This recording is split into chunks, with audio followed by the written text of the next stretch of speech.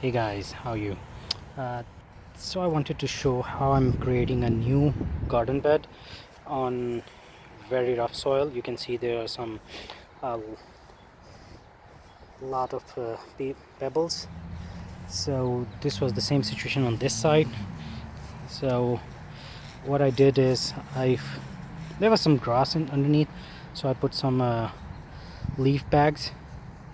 Then on top of that I spreaded some leaf, and then on top of it I'm I've done mulching, and I picked up the regular natural one, so they naturally decompose and add to the soil nutrients.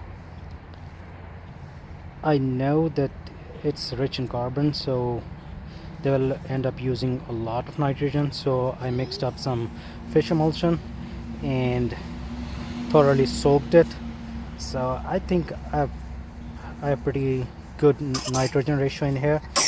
So the top level is being layered by some compost and manure, and I will add some topsoil once I am planting strawberries here.